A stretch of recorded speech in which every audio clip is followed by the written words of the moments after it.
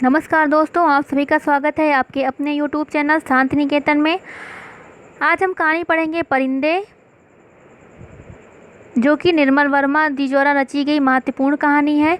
नामवर सिंह ने इस कहानी को हिंदी की पहली नई कहानी तथा निर्मल वर्मा को पहला नया कहानीकार माना है।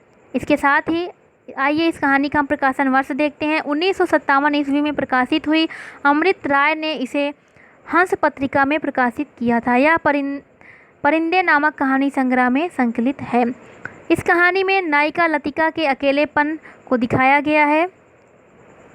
परिंदे जो शब्द है एक प्रतीकात्मक शब्द है। परिंदा हर वो उस शख्स के लिए है जो कि छुट्टियां बिताने के लिए उस परिवेश में जाता है, लेकिन उसके बाद दोबारा लौटकर नहीं आता। तो इस तरह यह जो परिंदे कहानी में एक प्रतीक्षा शब्द को केंद्रीय वस्तु के रूप में रखा गया है। इस कहानी की जो शुरुआत है वह होती है छात्रावास की छुट्टियां हो गई हैं और अंतिम दिन है। सभी अपना एंजॉय कर रहे हैं, मस्ती कर रहे हैं सभी लड़कियां, क्योंकि सब लोग अपने घर जा रहे हैं। सारे लोग अपने घर जा रहे हैं छुट्टियों में और अंतिम दिन है, सब अंतिम दिन का आनंद ले रहे हैं। लेकिन लतिका अकेलेपन से जूझती है। वह घर नहीं जाना चाहती।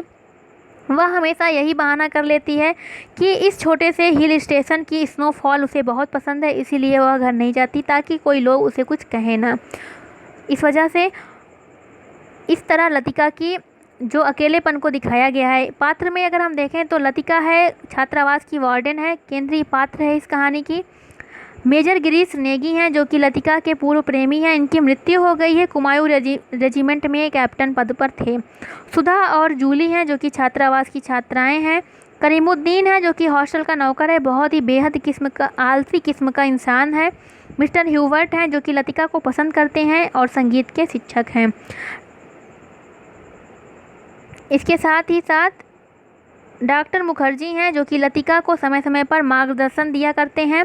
स्कूल में हाइजीन फिजियोलॉजी पढ़ाते थे। आधे वर्मी हैं, हमेशा वर्मा जाने की बात किया करते हैं। पत्नी का निधन हो चुका है और मिस्टर वुड जो कि स्कूल के प्रिंसिपल हैं, उनके प्रति इनका आकर्षण है। इसके साथ ही साथ अन्य पात्रों में फादर एडमंड हैं जो कि पादरी हैं। तो यह तो जो कहानी है, इस कहानी को नामवर सिंह ने आंगनवाड़ी इलाहाबाद तथा कीर्ति पत्रिका के लिए इसकी समीक्षा इस कहानी की समीक्षा इन्होंने लिखी है। 1960 में यह कहानी संग्रह के रूप में प्रकाशित हुई थी।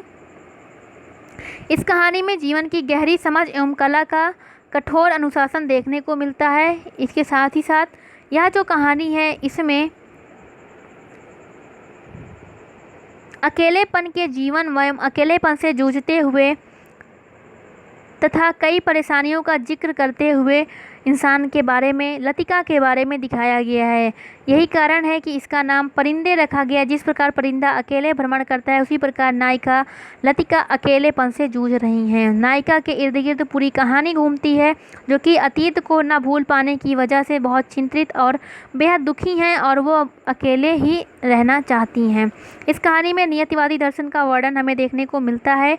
स्वतंत्रता के बाद भारत में जीवन यापन करने वाले मध्यम वर्गीय समाज का वर्णन किया गया है। उन महिलाओं का वर्णन किया गया जो कि जिनका विवाह संबंध किसी न किसी कारण से टूट जाता है और उनके मन में घुटन, कुंठा, ऊब, तपेदिक जैसी बीमारियों का वर्णन जन्म ले लेती हैं।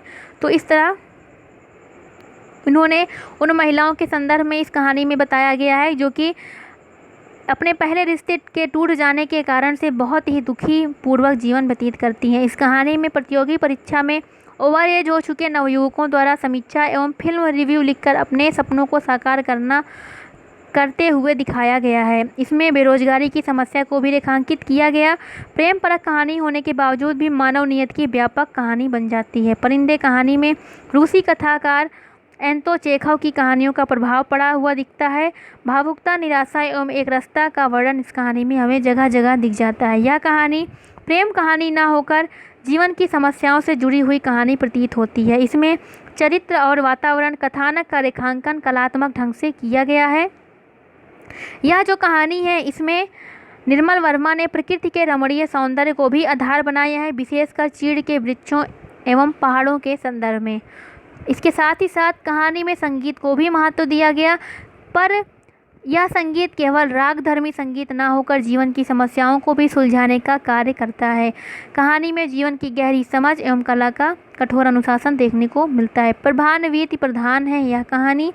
तो इस तरह हम यह देखते हैं, यह जो कहानी है, परिंदे अकेलेपन से जूझते हुए लोगों की स्मृति, इस जो कि अपने अतीत को भूलना नहीं चाहते हैं, अतीत के सहारे ही अपना जीवन गुजारना चाहते हैं, ऐसे लोगों के ऊपर यह कहानी लिखी गई है। बहुत ही अच्छी कहानी है।